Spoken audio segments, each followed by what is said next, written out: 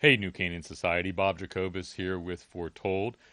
Figured since we had some video screw-ups this morning, sorry about that, we would take a few minutes just to go through the images because with Foretold, seeing is believing, and I felt like I robbed you guys of some amazing content by not having it ready to go when we were kind of live on air with your regular meeting. So come on along for a minute, and I'll show you at a glance how you can capture the imagination and change somebody's life. I'm going to start you by just looking at QuickShare here. The one pivotal, and tapping the date section, the one pivotal thing that you need to be able to communicate as a piece of evidence is that the Bible is ancient. You see, all these predictions were given over 2,500 years ago. We found a copy of the Bible, in fact, the whole Bible except for the book of Esther, in the Dead Sea Scrolls, and they're dated to 2,000 years ago. Simple as that. Keep it simple. Now, this morning I went over three major prophecy sites. Edom, let's go there first. Edom, as you can see from the map, is on the southwestern side of modern Israel, southeastern side of modern Jordan. It was the land that the Israelites had to go around as they were making their trek towards the promised land after God rescued them from Egypt. So what we learned several centuries after the Exodus was that the prophet Ezekiel said that the Edomites' land as a curse shall be desolate forever. Well, what we can do today is, as you saw the satellite image there, we can now show you some ground photography straight from the Middle East, the dusty hot spots, as it were. It's really interesting because this prediction was not just that it would be desolate forever, but it also said, though they may try to rebuild, God will tear them down even though they build their homes in the heights of the clefts of the rock. Amazing, because we have several dozen sites that you can actually visit in the former Edomite land that was later taken over by the Nabateans, and their cities are still standing there to this day. And it is as simple as 2,500 years later, seeing is believing. I also took you to Tyre, so I'm going to tap there. Tyre was a really interesting and complex prediction. It was a island city-state. Basically, there was an island 3/4 of a mile off of the mainland, and there were two sections to it. There was a walled castle on the island, and there was a vast city that was on the mainland. Boats would come in from around the world. The trade of the nations would flood through Tyre. And over her history, as a result, no matter what bad things happened to her, the wealth of the nations rebuilt it again and again and again. Well, again, the prophets came to bear and said that, it's a very series of complex predictions that the many nations would wage war against it as a sea casting up its waves. But ultimately, their stone, timber, and rubble would be cast into the ocean, and they would go from a superpower to a fishing village. And remember I said this morning that ultimately it's like saying that Manhattan will become a bare rock and be a fishing village, and all of the buildings will be scraped and cast into the river. That's what we were saying about Tyre back in the day, and that reaction that you just had, oh, come on, that'd be silly, is the reaction that the Tyrians and those around the biblical era would have had too. It was such a major superpower. But God said that superpower is going to become a fishing town through the march of history. Now, this is a photo, an aerial photo of it in 1938. You see, what had happened is Nebuchadnezzar, in his march, came and attacked Tyre, but was not able to conquer the island portion. They had a vast navy. They had such economic strength, they had founded other cities like Carthage, and they were able to ward off and come to a truce. Well, centuries later, when Alexander the Great marched across history, there was not that level of defense. He basically took the mainland, cast it into the ocean to build a peninsula, a land bridge that would ultimately make the island a peninsula, breached the walls, slaughtered the male inhabitants, and made them tributary. And then, over the next centuries, again and again, nations would come up against it. Julius Caesar came and looted the city to pay his army. Tyre backed one of the wrong emperors in the Five Caesars War. And then on into the Islamic period, they faced slaughter after slaughter. The Crusades and Baldwin came and freed the city, but they had been Islamic for centuries. Ultimately, the city-state came to an end towards the end of the great period of Saladin and the Islamic heroes and the Mamelukes. They basically took all of the stone, the timber, and the rubble from this island and the mainland and cast them into the ocean because they didn't want anything stained by the touch of Christian hands. And that prophecy was fulfilled. And in fact, if you look today, all that's left is the foundations, and the town that lives there makes 23% of its inhabitants make their living on the little harbor there as a fishing village.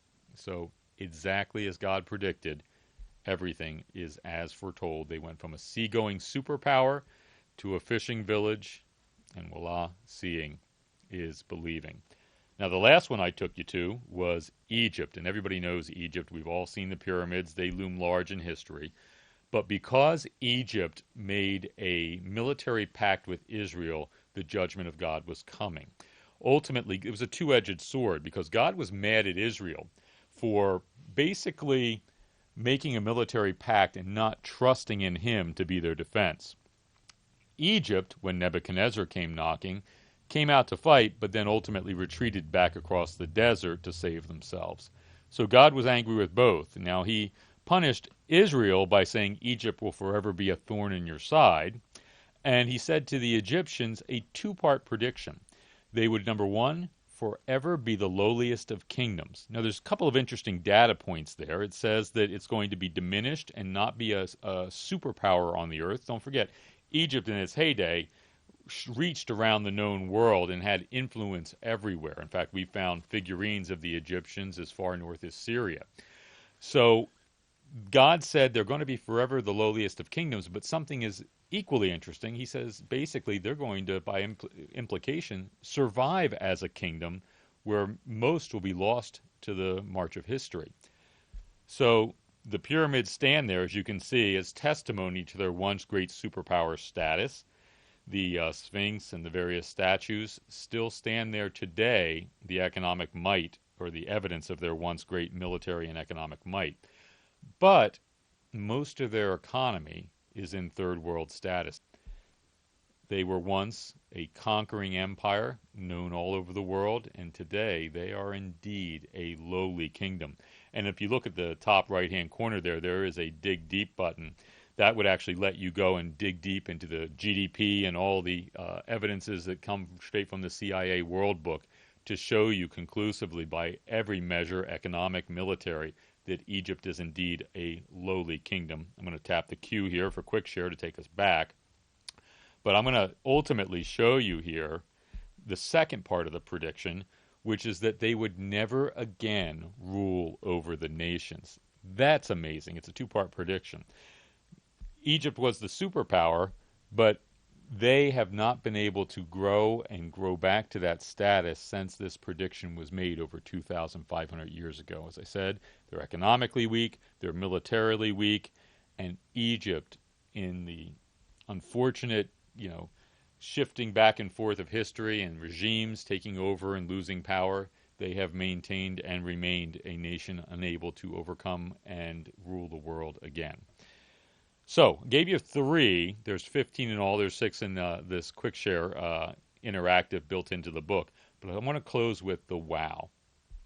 I closed this morning with the idea that each one of these targeted prediction sites that you see here is separated by hundreds of miles. Now, today, you could drive from one to another in a day, maybe even a couple of hours.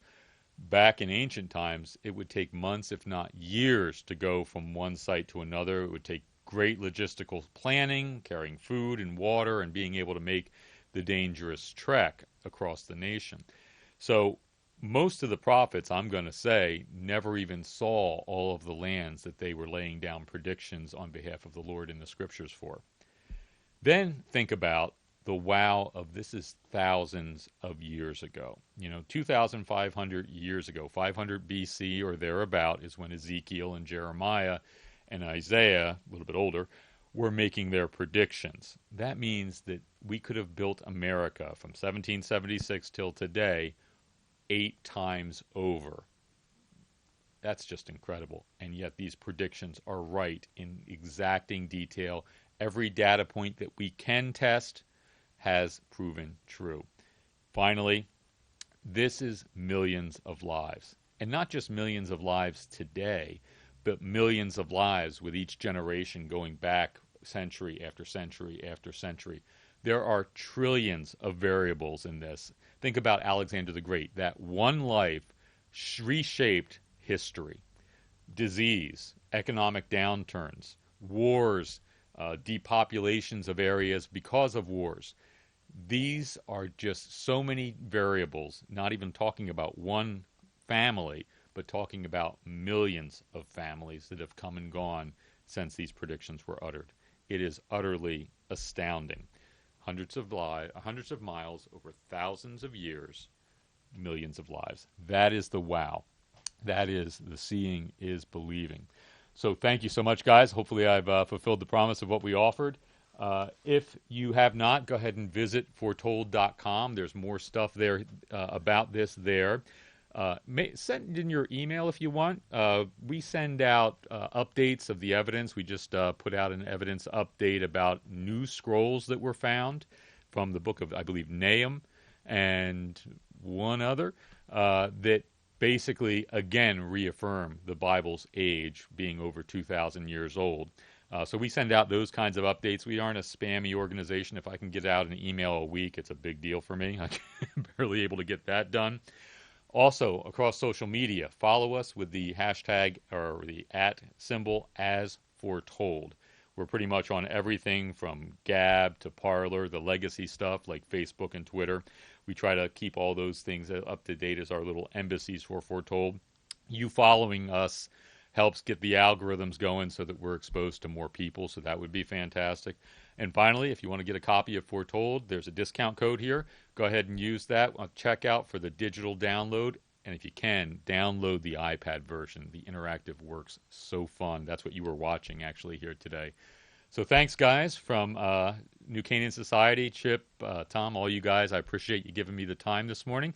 And hopefully this fills in all the blanks for the rest of you, all the cool pictures you didn't get to see, and there's a ton more to go through. Thanks again. I'm Bob Jacobus for Foretold.com.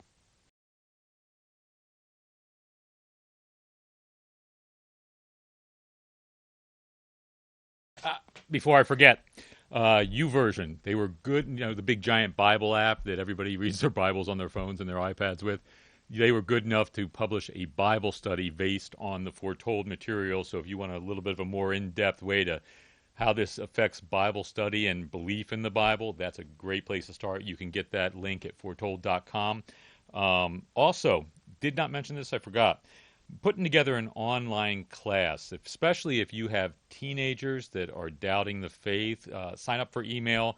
We'll announce that when we flesh that out. It'll probably be anywhere from a 6-week to 12-week online course. It'll be a persuasion course, how to persuade and then how to persuade others. So now you've seen it. Seeing is believing. Go show somebody.